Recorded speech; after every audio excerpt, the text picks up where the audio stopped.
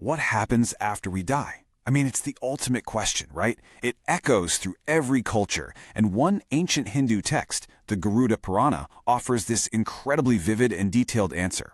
It's all framed as a cosmic dialogue between the Supreme Being, Vishnu, and his trusted mount, Garuda, the great king of birds. So let's tag along with Garuda and hear Vishnu's answer as we explore this incredible map of the afterlife. So here we see Vishnu and his companion, Garuda.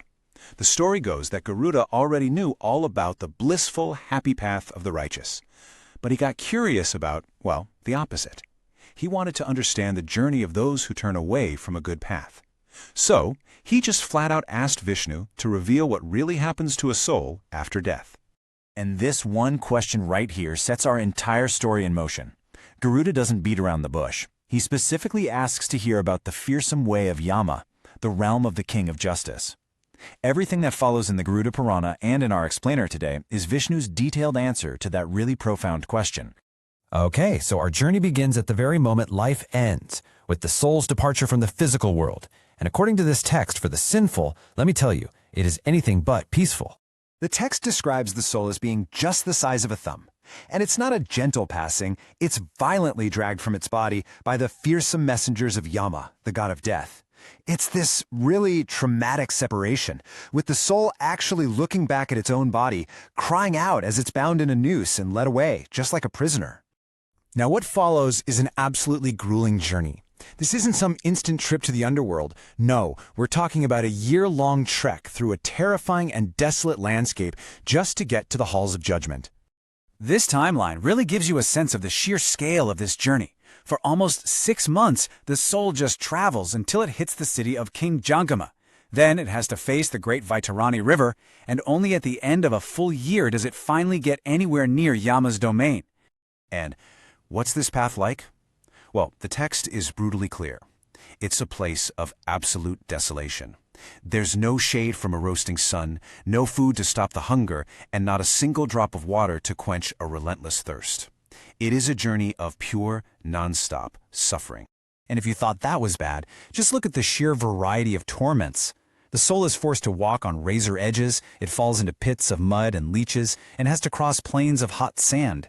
It endures showers of weapons and boiling water, all while being bitten by dogs and beaten by Yama's messengers.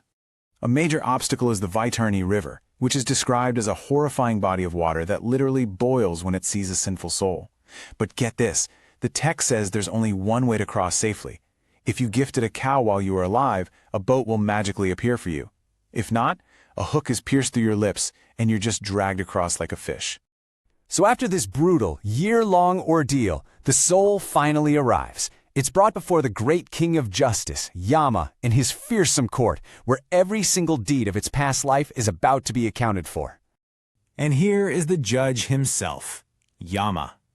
Now it's really important to see that he isn't depicted as evil, but as the embodiment of cosmic law. He is terrifying to look at, huge with his rod of justice, riding a massive buffalo. His job is just to make sure the scales of karma are balanced. And Yama doesn't judge alone. He has a celestial accountant, if you will, Chitragupta.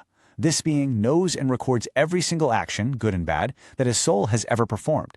His records are flawless, and it's his report that forms the basis of Yama's judgment. Absolutely nothing is forgotten. Now, all of this might sound like eternal damnation, but here is the crucial point. It's not. The text describes this as more of a reformatory process. The torments are actually designed to purify the soul of its sins, to burn away all that negative karma, so that it can eventually be reborn with a cleaner slate and, as the text says, a keener conscience. Okay, this all sounds pretty dire, I know, but the Garuda Purana actually spends a great deal of time on a crucial element, hope. It explains that this terrible fate isn't necessarily sealed, and that actions taken by the living can have a direct impact on the dead. So how exactly does that work? How can loved ones back on Earth actually help a soul on this terrible journey? Well, the text answers this question through a fantastic story. We're told about this righteous king named Babruvahana, who, while out hunting, comes across this miserable, fleshless spirit. The spirit explains its horrible condition and reveals that the king can perform specific rituals to grant it release. This story is basically a practical guide for redemption. These are the exact steps the Spirit lays out for the king. It involves creating and worshiping an image of the divine, performing ceremonies, and, this is really key, making specific gifts on behalf of the deceased. These acts of charity and devotion are what fuel the soul's salvation. And this is what's so cool. It shows just how direct the connection is.